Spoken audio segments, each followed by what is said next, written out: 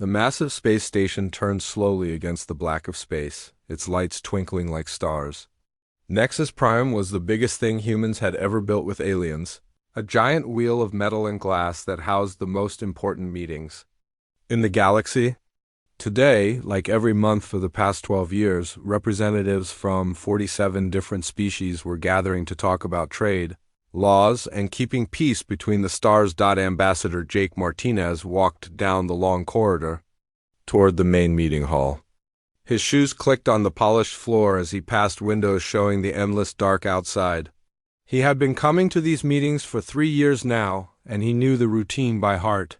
The humans always sat in Section 12 near the middle of the great circle where all the species had their places, but when Jake reached the meeting hall, something felt wrong. The human section was empty. All 12 chairs sat vacant, their blue cushions untouched. Jake frowned and checked his watch.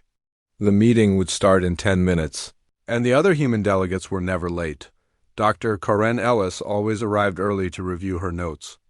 Captain Steve Johnson liked to chat with the Altarian trade representatives before the session began. Where was everyone? Jake pulled out his communication device and tried calling the human embassy on the station. The call went straight to an automated message. The Terran embassy is currently unavailable. Please leave a message after the tone. That was strange. The embassy never closed during council meetings. Around the Great Hall, other delegates were taking their seats. The tall, gray-skinned Zephyrians with their elegant robes and superior attitudes. The insect-like Kovan with their clicking language and calculating eyes. The peaceful Deltans who always tried to stop arguments before they started. All the usual faces were there, except for the humans. "Attention delegates," came the deep voice of Chairman Vexstar over the speakers. The massive hegemony leader stood at the center of the hall, his dark skin gleaming under the bright lights. His forearms moved as he spoke, a sign that he was ready to begin. The monthly session of the Galactic Trade Council will now commence. Jake slipped into his seat just as Kalfara, the Zephyrian trade minister, made a comment loud enough for others to hear. "I see our human friends have decided their time is too valuable for our little gathering." Several delegates around her laughed softly. The Zephyrians had never liked humans much, always complaining that humans were too eager to help others and too quick to share their technology. Chairman Vexstar looked toward the empty human section but said nothing. He simply activated the holographic display in the center of the room and began reading the agenda. First item, trade route security in the Outer Rim. Second item, mining rights. Dispute between the Corvin Collective and the Vrex Consortium. Third item, continued discussion regarding restrictions on certain human technologies. Deemed potentially dangerous by the Safety Committee, Jake felt a chill run down his spine. The humans weren't here to defend themselves, and the Council was about to discuss limiting human technology again. This had been going on for months. Various species kept complaining that human inventions were too advanced, too different, too hard to understand. They wanted humans to slow down, to stop sharing so freely, to be more like everyone else. Meanwhile, on a small blue planet called Earth, President Lisa Coleman sat at her desk in a quiet room. The afternoon sun streamed through the windows of her office, but her attention was focused on the document in front of her. Executive Order 2387 was only 3 pages long, but it would change everything. "Are you sure about this, Madam President?" asked her advisor, Tony Webb. He was a thin man with worried eyes who had been against this plan from the beginning. "Once we do this, there's no going back. The galaxy will never trust us again." Lisa looked up at him with calm, steady eyes. "Tony, how many times this year have we been accused of trying to control other species? How many complaints have we received about our aggressive expansion and economic imperialism? 17 formal complaints? And how many times have we offered to share our technology freely, to teach other species how to build what we build, to work together as equals?" Tony sighed. "Every time, Madam President. But they always say they want to maintain their own technological independence." Lisa picked up her pen. "Then let's give them exactly what they want. Complete independence from human technology and influence." She signed her name at the bottom of the document with firm, clear strokes. Send the order to all department heads. Operation Quiet Exit begins immediately. Across human space, the order spread like ripples in a pond. Admiral Ryan Cooper received it at the military headquarters on Luna. He read it twice, then activated his secure communication system. Within hours, every human ship operating outside of human territory received the same simple message: return to human space immediately, no explanations to be given. Complete radio silence regarding this order. Captain Amy Foster was in the middle of unloading medical supplies on a Kepler colony when the message came through. The colonists were still recovering from a plague that had killed thousands, and these supplies would save lives. Amy looked at the Kepler families waiting nearby, their large eyes filled with hope. She finished the delivery, signed the manifest, and then quietly informed the port authority that this would be her last run to their system. "But Captain Foster," said the port supervisor, an elderly Kepler named Joran, "your company has the contract for medical deliveries for the next 2 years. Amy climbed back into her ship without looking back. "Contract terminated," she said simply, and closed the airlock door. Dr. Ben Clark was working late in his laboratory on the Altarian research station when his personal communicator buzzed. He had been collaborating with Altarian scientists for 5 years, working on a cure for a genetic disease that affected both human and Altarian children. They were so close to a breakthrough. But the message was clear: all human personnel were to return home immediately. Ben looked around his lab at the equipment he had built. The experiments running in their containers, the notes he had shared freely with his alien colleagues. Tomorrow, his Altarian partners would come to work and find everything shut down. They would have questions he couldn't answer. He packed his personal belongings into a small bag and left everything else behind. The Altarians could keep the equipment, but without Ben's knowledge of how to use it properly, it would just be expensive metal and plastic all across the galaxy, the same scene played out hundreds of times. Human doctors quietly finished their shifts and didn't return the next day. Human teachers uploaded their final lessons and closed their classrooms. Human engineers completed their current projects and then simply disappeared. The first real sign that something major was happening came when the automated trade stations that humans had built throughout the galaxy suddenly went dark. These stations had been providing goods and services to alien customers for years, their computer systems handling millions of transactions every day. Now their screens displayed the same message in dozens of languages: services temporarily unavailable. Thank you for your patronage. On the Vrex homeworld, merchant Prince Zoltar stared at his empty warehouse in disbelief. For the past 8 years, his company had grown rich by buying human-manufactured goods and selling them throughout the Vrex territories. His warehouses had always been full of human electronics, human medical devices, human tools that worked better and lasted longer than anything the Vrex could make themselves. Now the shelves were bare. His human suppliers weren't answering their communications. The cargo ships that should have arrived this week never came. "Sir," said his assistant, a nervous young Vrex named Kipter, "I've checked with all our human contacts. Their businesses are closed, their communication systems are offline, and their trade agreements have all been mysteriously canceled." Zoltar felt something cold growing in his stomach. All of them, sir. Every human company, every human trader, every human manufacturer. It's like they all just stopped. Back on Nexus Prime, the council meeting was ending. They had spent 3 hours discussing trade routes and mining rights, but Jake noticed that nobody seemed to care much about the topics. Everyone kept glancing at the empty human section, as if expecting the missing delegates to suddenly appear. As Jake gathered his papers and prepared to leave, he overheard 2 Corvan representatives talking in their clicking language. He had learned enough Corvan over the years to understand what they were saying. "The humans have never missed a meeting before," clicked one. "Perhaps they're finally learning their place," clicked the other. "Maybe now we can conduct our business without their constant interference." Jake wanted to tell them they were wrong, that the humans had never interfered with anything.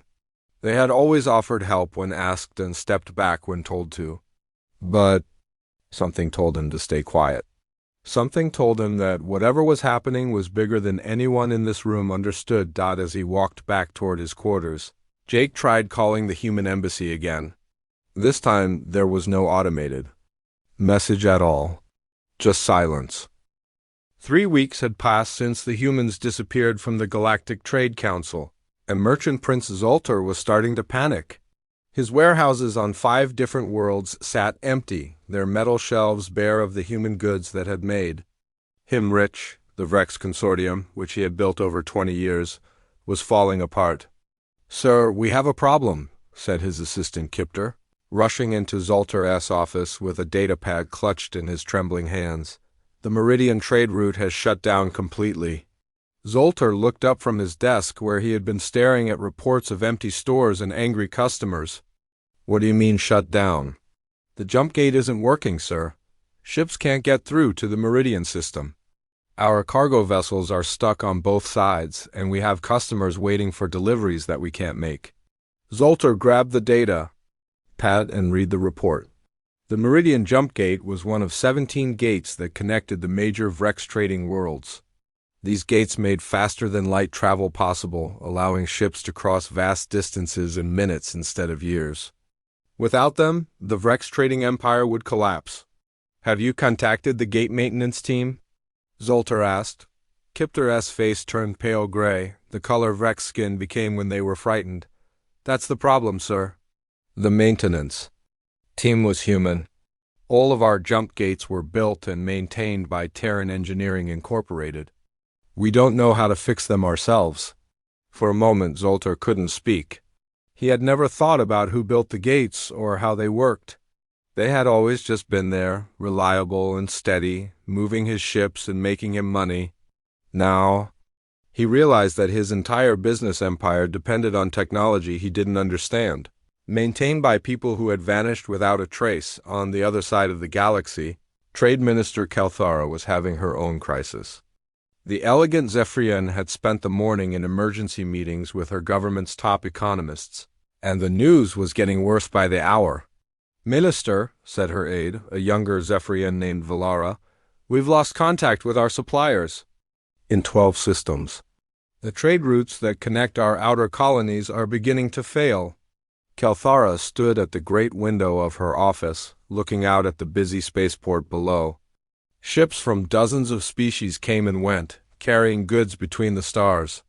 But she was starting to notice that fewer ships were arriving each day, and many of the ones that did arrive carried news of problems. "What do you mean the routes are failing?" she asked. "The jump gates, Minister.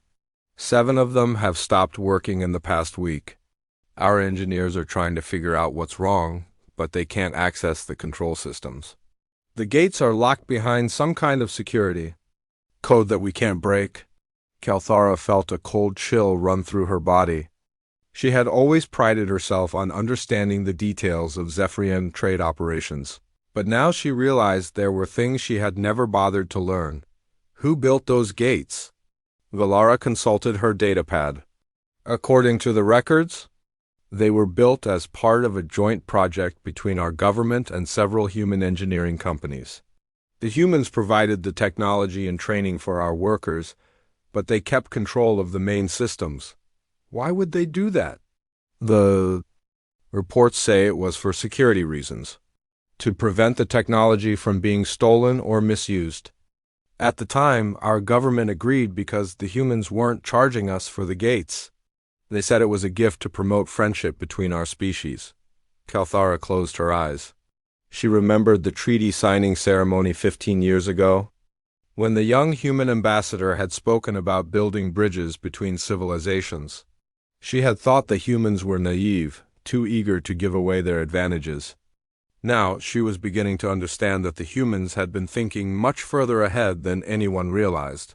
On the medical world of Delton Prime, Dr. Moranis was facing a crisis that made trade problems seem small. The Delton physician stood in his hospital's main surgery, looking at a patient who needed an operation that he could no longer perform. The patient was a young Delton female who had been born with a damaged nervous system. For the past 5 years, she had been able to live a normal life thanks to a neural implant that helped her brain control her muscles. Now the implant was failing, and Dr. Moranis had no way to fix it. "Doctor," said his assistant, Nurse Talani, "we've checked with medical suppliers on 7 worlds. Nobody has replacement neural implants, and nobody knows how to make them."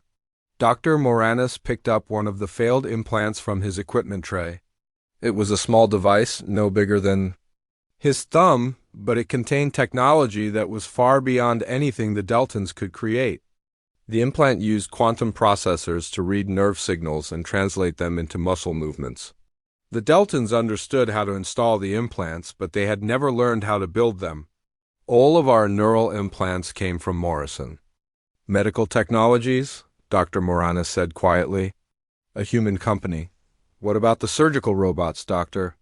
Can we at least perform traditional operations?"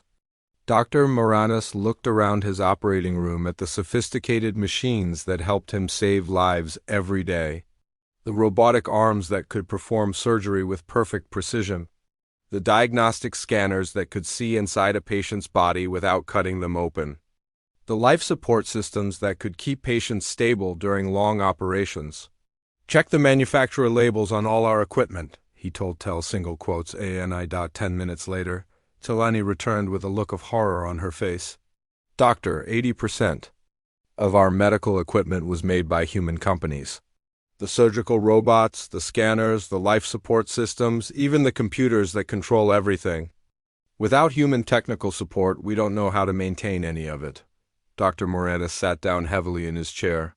He was one of the best surgeons in Deltan space, trained in the finest medical schools and experienced in the most advanced procedures. But without his human-made equipment, he was helpless to save the patients who depended on him. Far away on a farming world called Haven's Rest, the crisis was taking a different form. The massive food processing plants that fed 12 star systems had suddenly gone silent. Administrator Jackson of the Agricultural Syndicate stood in the main control room of Processing Plant 7, staring at screens full of error messages. "Sir, we've tried everything," said Chief Engineer Lakhtar. "The automated systems just stopped working 3 days ago. We can't restart them, we can't access the control programs, and we can't figure out what's wrong." Jackson looked out through the control room windows at the enormous facility below. Conveyor belts that normally carried thousands of tons of food every hour sat motionless. Packaging machines that could process crops from a dozen different worlds stood silent. Storage systems that kept food fresh for months at a time had shut down completely. "Who built these facilities?" Jackson asked, though he was beginning to suspect the answer. "The Terran Agricultural Consortium built all 12 processing plants on Haven's Rest," Lakhtar replied. "They provided the technology, the equipment, and the training for our workers. But they always maintained control of the central computer systems. Why didn't we learn how to maintain the systems ourselves?" Lakhtar looked uncomfortable. The syndicate leadership decided it was more cost-effective to let the humans handle the technical details. Our workers learned how to operate the equipment, but the humans kept the maintenance and repair knowledge to themselves. Jackson felt sick. Haven's Rest produced food for 12-star systems. If the processing plants couldn't restart, millions of people across the galaxy would go hungry. And there was no one left who knew how to fix the problem on Nexus Prime. Ambassador Jake Martinez was trying to get answers from anyone who would listen. He had spent 3 weeks asking questions and making calls, but no one seemed to know where the humans had gone or why they had left. "Ambassador Martinez," came a voice behind him. Jake turned to see Counselor Zethmor of the Hive Worlds approaching. The insect-like being moved with quick, nervous steps that showed he was worried about something. "Counselor Zethmor," Jake replied. "Have you heard anything from the human delegation?" "That's what I wanted to ask you," Zethmor said, his translator, converting his clicking language into standard galactic. "We've been trying to contact human technical advisors for 2 weeks. Our quantum communication network is starting to malfunction, and the humans designed most of our protocols." And Jake felt his heart sink. The quantum communication network was what allowed instant communication between star systems. Without it, the galaxy would be cut off from itself, each world isolated and alone. What kind of malfunctions? Jake asked. Signal degradation, timing errors, complete system failures in some sectors. Our engineers are trying to fix the problems, but they don't understand the underlying technology well enough. We need the human experts who helped design the system. Jake tried calling the Terran embassy again, but like every other time over the past 3 weeks, he got the same automated response. The Terran Republic is currently reviewing its galactic commitments. Thank you for your patience. But patience was running out across the galaxy. What had started as a minor inconvenience was becoming a major crisis. Trade routes were failing, medical systems were breaking down, food production was stopping, communication networks were malfunctioning. 6 months had passed since the humans disappeared, and the galaxy was beginning to understand the true size of the disaster. What everyone had thought were small problems were turning into a complete collapse of civilization. Director Nalvos of the Ethereal Banking Consortium sat in his office high above the financial district of Central Prime, watching his empire crumble through the tall windows. The numbers on his screens told a story of chaos that was spreading across every star system in known space. "Sir," said his assistant, a nervous young ethereal named Pixara, "the Corvan Commercial Bank has just declared bankruptcy. That's the 7th major financial institution to collapse this month." Nalvos didn't look away from his screens. The bright lights of the city below seemed dimmer than they used to be, and fewer ships were arriving at the spaceport each day. "What's the status of our quantum encryption systems?" Pixara consulted her datapad, but Nalvos could already see the fear in her pale blue eyes. "The encryption protocols are failing, sir. We're detecting more successful attacks on our security systems every day. Financial transactions are taking longer to process because customers don't trust the security anymore." "How much longer can we maintain operations?" "Maybe 2 weeks, sir. After that, we'll have to shut down all interstellar banking until we can find a new security system." Nalvos finally turned away from the window. "Remind me, Pixara, who helped us develop our current encryption protocols." "The protocols were developed jointly with human cryptographers from the Terran Institute for Advanced Mathematics," she said quietly. "Dr. Helen Price and her team worked with our scientists for 3 years to create the quantum encryption standards that the entire galaxy uses for financial transactions." "And where is Dr. Price now?" "Gone, sir, along with all the other humans. Our science division has been trying to contact her for months, but all human research institutions have gone silent." Nalvos closed his eyes. The Ethereal Banking Consortium controlled the flow of money between star systems. Without their secure transaction networks, trade between worlds would slow to a crawl. And without the human experts who understood the technology, there was no way to fix the growing security problems. On the industrial world of Forge Prime, factory supervisor Gremtok was dealing with an even more immediate crisis. The great foundries that produced starship components for half the galaxy had been shutting down one by one, and now only 3 of the 12 massive facilities were still working. "Supervisor," called out worker Jalden from across the factory floor, "Assembly Line 5 just went down. The molecular assemblers are showing critical errors and we can't get them restarted." Gremtok hurried over to the massive machines that had been running perfectly for 8 years.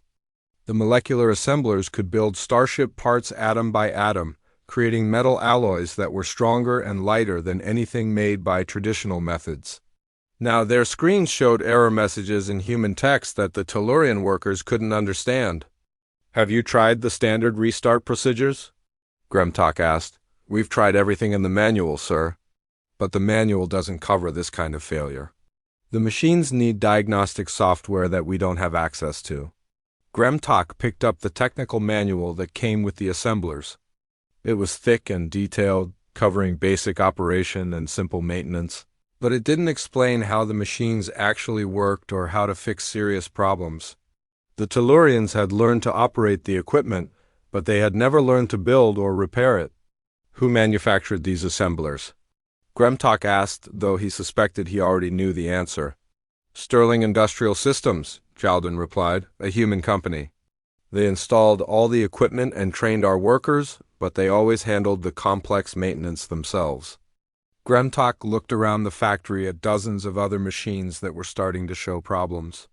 Quantum forges that shaped metal with controlled energy fields. Precision cutters that could slice materials thinner than a hair. Quality control? Scanners that could detect flaws invisible to the naked eye. All of it was human technology, and all of it was beginning to fail. How many other factories are having the same problems?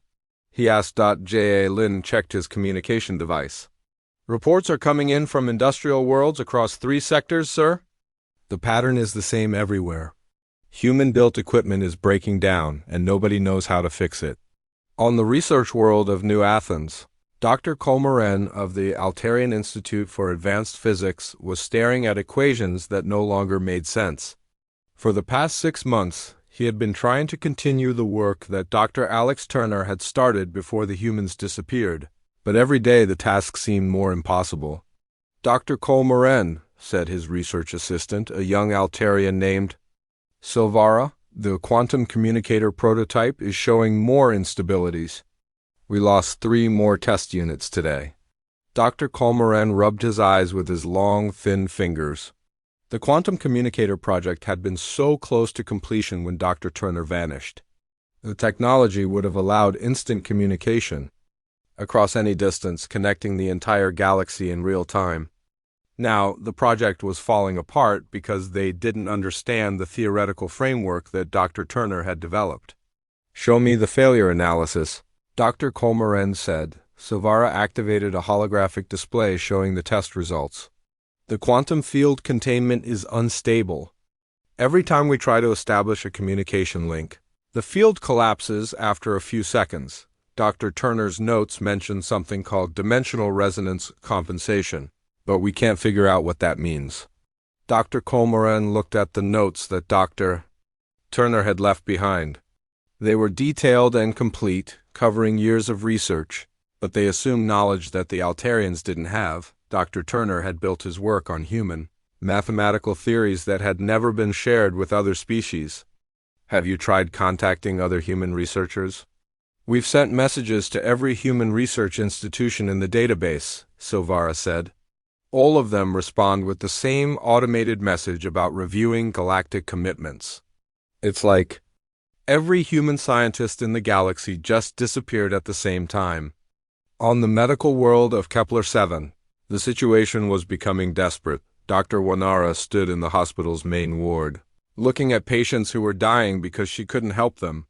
The plague that had struck the colony 8 months ago was returning, and without human pharmaceutical knowledge, there was no way to fight it. Doctor, said medical assistant Taranis, we've used the last of the human-manufactured medicine. The patients in Ward 3 are getting worse, and we have nothing left to give them. Dr. Wanara looked at the empty medicine cabinet that had once been full of human drugs. The medicines had worked perfectly against the plague, saving thousands of lives.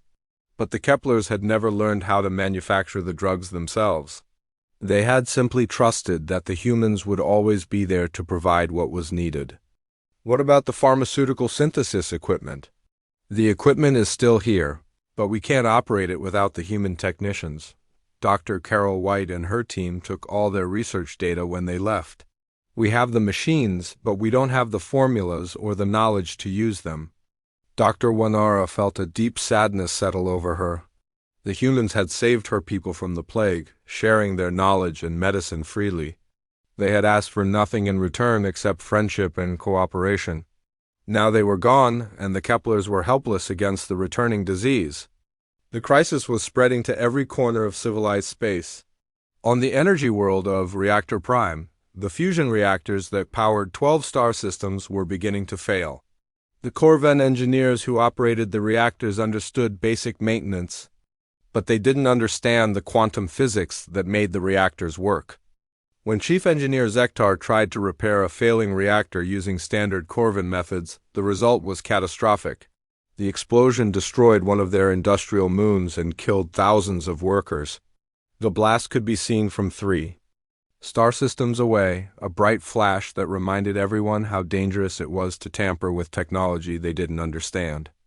In the Galactic Council chambers on Nexus Prime, Chairman Vextar called an emergency session. Representatives from dozens of species gathered to discuss the growing crisis, but for the first time in the Council's history, they had no solutions to offer. The situation is becoming critical, Chairman Vextar announced to the assembled delegates. Economic collapse, medical emergencies, communication failures, and industrial accidents are being reported from every sector. We need to establish contact with the Terran Republic immediately. Ambassador Jake Martinez stood up from his seat. Over the past 6 months, he had become the unofficial spokesman for everyone who wanted the humans to return. Chairman, I've been trying to contact the human government every day for 6 months.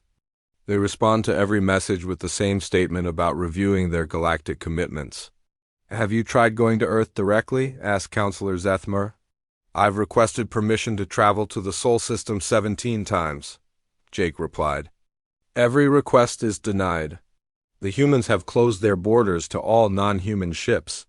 They're not accepting visitors, trade delegations, or diplomatic missions. 1 year had passed since the humans disappeared, and the galaxy was no longer the same place. What had once been a thriving civilization of 47 species, working together, had become a collection of struggling worlds fighting just to survive. On the Vrex homeworld, former merchant Prince Zoltar sat in what used to be his grand office, now empty except for a simple desk and chair. Through his window he could see the spaceport that had once been busy with ships from across the galaxy. Now only a few local vessels moved slowly between the docking bays, and most of those carried refugees fleeing from worlds where life had become impossible. Sir, said Kipter, who had stayed loyal even though Zoltar could no longer pay him, the Colonial Assembly has sent another message. 3 more Vrex colonies have declared independence from the homeworld government. Zoltar nodded slowly. He had expected this news. The Vrex consortium had collapsed completely 6 months ago, taking with it the economic system that held the Vrex worlds together. Without trade income and without the technology to maintain their infrastructure, individual colonies were cutting ties with the central government to focus on their own survival. How many colonies have we lost now? Zoltar asked. 17. Sir, that leaves only the homeworld and 4 inner colonies still under central authority. Zoltar remembered when he had controlled trade routes spanning 30 star systems. His merchant fleet had numbered in the hundreds, carrying goods to every corner of Vrex space. Now he owned nothing except the clothes on his back and the memories of better times. The irony is complete, he said to Kipter. We became rich by selling human goods to our own people. We never learned to make anything ourselves. When the humans left, we had nothing. On the other side of the galaxy, the Great Assembly of the Zephyr Nebula was facing its own revolution. Trade Minister Kalthara hid in her private chambers as angry crowds filled the streets outside the government complex. The protesters were demanding food, medicine, and answers that she couldn't provide. Minister, said her aide Velara, speaking through the locked door, the Prime Assembly has voted to remove you from office. They're blaming you for the economic collapse. Kalthara laughed bitterly. Remove me? What difference does it make? Who holds office when the government has nothing left to govern? The Zephyrian social order had been built around access to advanced technology. The wealthy families had owned human-made devices that gave them advantages over the common people. Faster transportation, better communication, superior medical care, more efficient manufacturing. Now that human technology was failing and couldn't be replaced, the social structure was collapsing. The noble families are fleeing to their private estates, Velara continued. They're taking whatever resources they can carry and leaving the cities to fend for themselves. Through her window, Kalthara could see smoke rising from several districts where riots had broken out. The Zephyrians had always prided themselves on being a civilized people, but civilization depended on having enough resources for everyone. Without the trade networks that human technology had made possible, there wasn't enough to go around anymore on the agricultural world of Haven's Rest. Administrator Jackson was dealing with a crisis that was literally a matter of life and death. For billions of people, the massive food processing plants had been shut down for 8 months, and the stored food was running out across 12 star systems. "Sir," said Chief Engineer Lokhtar, who had grown thin from working 18-hour days trying to restart the facilities, "I have some news. We managed to get processing Plant 3 partially operational." Jackson looked up from his desk with hope in his eyes for the first time in months. "How much food can it produce?" "About 5% of normal capacity, sir. We can't access most of the automated systems, so we're doing everything by hand. It's slow and inefficient, but it's something 5%? Jackson did the calculations in his head. At full capacity, Haven's Rest could feed 12 star systems with billions of people. At 5% capacity, they could barely feed one small colony. The mathematics of starvation were simple and brutal. "What about the other facilities?" "We're still trying, sir, but the technology is beyond us. Every day we understand more clearly why the humans kept control of the central systems. These machines weren't just tools. They were works of art, precision engineering that we can barely comprehend, let alone repair." Outside Jackson's office window, he could see the great fields where food crops grew under artificial suns. The crops were still growing, but without the processing plants to preserve and package them. Most of the harvest would rot before it could be distributed to the hungry worlds that needed it. On the medical world of Delton Prime, Dr. Moranis was facing the hardest day of his career. The young patient he had been treating for a year was dying, and there was nothing he could do to save her. The neural implant that had given her a normal life had finally failed completely, and without human replacement parts, she would never walk again. "Doctor," said Nurse Solani quietly, "that was the medical transport from Kepler-7. They're reporting that the plague has spread to 6 more colonies. The death toll is now over 1 million people." Dr. Moranis closed his eyes. 1 million dead from a disease that could have been easily treated with human medicine. The Keplers had the manufacturing equipment to make the drugs they needed, but they didn't have the knowledge to operate it. The machines sat silent in their factories like monuments to their own helplessness. What about our surgical capabilities? We can still perform basic operations using traditional methods, but anything complex is impossible. The surgical robots have been breaking down one by one, and we don't have replacement parts. We're back to using procedures that we abandoned 20 years ago when the humans introduced better techniques. Dr. Moranis looked around his operating room at the human-made equipment that had made him one of the best surgeons in the galaxy. The precision tools, the diagnostic scanners, the life support systems that could keep patients alive during the most difficult operations. Soon it would all be useless metal and plastic. Meanwhile, in a small transport ship crossing the empty space between star systems, Captain Jack Miller was making his final run as a pilot in alien space. Jack had been one of the last humans still operating outside of human territory, and over the past year he had become something of a legend. "Captain Miller," came a voice over his communication system, "this is Administrator Vendor of the Asteroid Mining Consortium. We're prepared to offer you 10 million credits for a single cargo run to the Outer Rim." Jack looked at the message on his screen. 10 million credits was enough money to buy a small moon. 6 months ago, the same cargo run would have paid maybe 50,000 credits. But cargo runs that used to be routine were now nearly impossible without human navigation systems and jumpgate technology. "I'm sorry, Administrator Vendor," Jack replied, "but I've received orders to return to human space immediately. This is my last trip. Captain, please reconsider. The mining station at Kelver Prime has been without supplies for 3 months. People are dying out there." Jack felt a pain in his chest. He had been making supply runs to Kelver Prime for 5 years. He knew the miners there, had shared meals with their families, had watched their children grow up. But his orders were clear: return to human space immediately.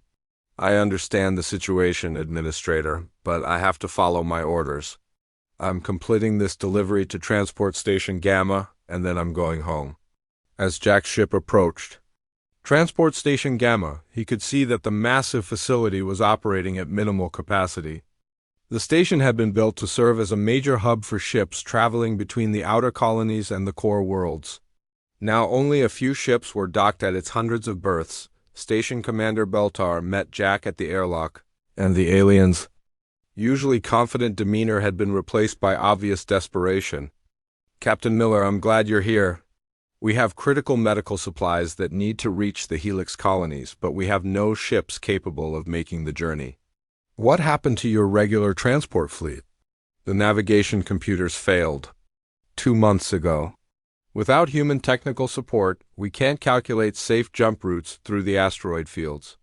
3 ships have been lost trying to make the run using traditional navigation methods." Jack completed his delivery and prepared to leave the station for the last time. As he walked back to his ship, he passed through the main concourse where hundreds of stranded passengers waited for transport that might never come. Families with children, elderly people who needed medical care, workers trying to get home to colonies that might not survive much longer. "Captain Miller!" called out a voice behind him. Jack turned to see a young Deltan mother holding a sick child. "Please, can you take us to New Kepler? My daughter needs treatment that's only available there."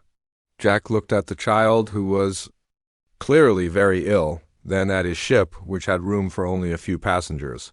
He thought about his orders to return to human space immediately. He thought about the thousands of people throughout the galaxy who needed help that only humans could provide. "I'm sorry," he said quietly, and walked toward his ship without looking back. 2 years had passed since the humans left, and Chairman Vexstar stood before what remained of the Galactic Trade Council. The great meeting hall that had once housed representatives from 47 species now held only 30 delegates. 17 civilizations had withdrawn from the council, too busy fighting for survival to worry about galactic politics. The numbers that Vexstar read to the assembled delegates told a story of complete disaster. Galactic trade had dropped by 60%. Industrial production was down 75%. Medical systems across 23 worlds had collapsed entirely. The death toll from failed infrastructure, food shortages, and disease had reached into the billions. "We are here today," Vexstar said, his voice heavy with exhaustion, "to formally request the return of the Terran Republic to full membership in the Galactic Trade Council." Ambassador Jake Martinez looked around the half-empty chamber at faces that had changed dramatically over the past 2 years. Trade Minister Calthara was gone, removed from office during the Zephyrian Revolution. Merchant Prince Zoltar had lost everything and now worked as a simple clerk on his homeworld. Many of the proud delegates who had once complained about human influence were dead. Their governments collapsed, their worlds struggling just to keep their people alive. "With respect, Chairman," said Councillor Zarthok of the Korvan Collective, "we have been sending messages to the Terran Republic for 2 years. They have not responded to any of our requests for dialogue." Jake had been chosen to speak for the Council because he was the only one who had never complained about human presence in the galaxy. Now he stood to address the desperate assembly. "Chairman, fellow delegates, I have received word that the humans will send a representative to address this emergency session." A ripple of hope and fear passed through the chamber. For 2 years, no human had spoken to any member of the galactic community. The silence had been complete and absolute. "The representative will be Dr. Emma White, formerly the chief science liaison between humanity and the Galactic Council. She will appear by hologram in 10 minutes. The chamber fell silent as the delegates waited. Some stared at the empty human section where 12 chairs sat covered in dust. Others looked at their data pads, reviewing the lists of dead worlds and failed systems that marked the cost of the past 2 years. When the hologram activated, Dr. Emma White appeared in the center of the chamber. She looked exactly as Jake remembered her from 2 years ago, calm, professional, and intelligent. But there was something different in her eyes, a sadness that hadn't been there before.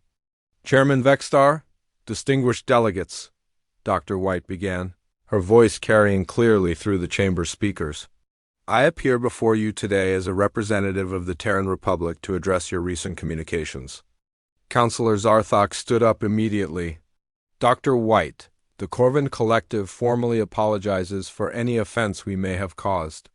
Our industrial infrastructure has collapsed and millions of our people are suffering. We desperately need human, technical assistance to rebuild our manufacturing systems. Other delegates began speaking at once, their voices overlapping in desperate pleas. The Deltans begged for medical aid. The Zephyrians requested help with their food distribution networks.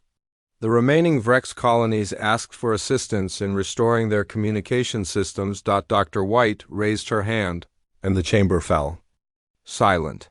Before we discuss the current crisis, I believe it's important to review how we arrived at this point. A holographic display activated in the center of the chamber, showing documents and records from the past decade. Over the last 10 years, the Terran Republic received 137 formal complaints about our activities in galactic space. We were accused of economic imperialism, technological colonialism, and creating artificial dependencies to control other species. The documents appeared one by one in the display. Complaints about human companies expanding too quickly. Protests about human technology being too advanced. Demands that humans slow their development and stop sharing their knowledge so freely. The Zephyrian Trade Ministry filed a complaint stating that human agricultural technology was undermining traditional farming methods on 17 worlds. The Corvin Collective protested that human manufacturing techniques were making their own industries obsolete. The Vrex Consortium demanded restrictions on human trade expansion, claiming we were destroying local economies. Jake watched the faces of the delegates as Dr. White spoke. Many looked ashamed, remembering the complaints they had filed. Others seemed confused, as if they couldn't understand how their protests had led to this disaster. The Delta Medical Council filed a formal protest about human pharmaceutical companies providing free medicine to plague-stricken colonies, claiming this created unfair competition with Deltan drug manufacturers. The Great Assembly of the Zephyr Nebula passed a resolution calling for limits on human scientific cooperation, arguing that our research was advancing too quickly for other species to keep up. Dr. White paused, letting the weight of these revelations settle over the chamber. In response to these complaints, the Terran Republic made repeated offers to share our technology freely, to teach other species how to build and maintain the systems we had developed, and to work together as equal partners in galactic development. More documents appeared in the display, showing human offers to provide technical training, to share research data, and to establish joint development programs. Every offer had been refused. The consistent response from the galactic community was that you wished to maintain technological independence. You wanted the benefits of human innovation, but you did not want to become dependent on human knowledge. You asked us to provide goods and services while keeping the underlying technology to ourselves. Dr. White's voice remained calm and professional, but Jake could hear the pain underneath. You wanted us to be suppliers, not partners, providers, not teachers. You were happy to use what we built, but you never wanted to learn how to build it yourselves. Counselor Zarthok stood again, his desperation clear in his clicking voice. Dr. White, we understand now that we made mistakes. We were wrong to file those complaints. We were wrong to refuse your offers of partnership. But surely the Terran Republic can see that billions of innocent people are suffering for the mistakes their leaders made. Dr. White nodded slowly. The Terran Republic is deeply saddened by the suffering that has occurred across the galaxy. We take no pleasure in the current crisis. However, we also recognize that this crisis has revealed fundamental truths about the relationship between our civilizations. The holographic display changed, showing charts and graphs that illustrated the extent of galactic dependence on human technology. What we discovered is that the accusations made against us were partially correct. You did become dependent on human innovation. But this dependence was not created by design or intention. It was created by choice. Dr. White gestured to the data surrounding her. Every time a human company offered to train your workers in advanced manufacturing, you chose to hire human technicians instead. Every time human scientists offered to share their research methods, you chose to simply use their results. Every time human engineers offered to teach you how to maintain the systems they built, You chose to rely on human maintenance contracts. The truth was painful but undeniable. The galaxy had become dependent on humanity not because humans had forced that dependence, but because other species had found it easier to human solutions rather than develop their own. The Terran Republic conducted what we called a hypothesis test, Dr. White continued. If our presence was truly harmful to galactic independence, then our absence should be beneficial. If other species were truly capable of technological self-sufficiency, then they should be able to maintain and improve upon the systems we had helped create. Jake felt sick as he understood what Dr. White was saying. The past 2 years hadn't been abandonment. They had been an experiment. A test to see whether the galaxy could survive without human support. The results of this test have been conclusive, Dr. White said. The galactic community was not prepared for technological independence. The infrastructure that supported galactic civilization was built on a foundation of human knowledge that was never shared because it was never requested. Delegate after delegate stood to make desperate pleas. They offered territory, resources, positions of authority within their governments. Some even offered to make humans the ruling class of their civilizations if only they would return and restore the failing systems. Dr. White listened to each plea with patient sadness. When the last delegate had spoken, she gave her final response. The Terran Republic has made the difficult decision to pursue independent development for the foreseeable future. We will be exploring new regions of space, seeking civilizations that are interested in true partnership rather than dependency relationships. But what about us? Cried out the Deltan representative. What about the billions of people who are dying? The suffering across the galaxy is tragic, Dr. White replied. But it is not the result of human actions. It is the result of choices made by the galactic community over many years. The choice to use rather than learn. The choice to consume rather than create.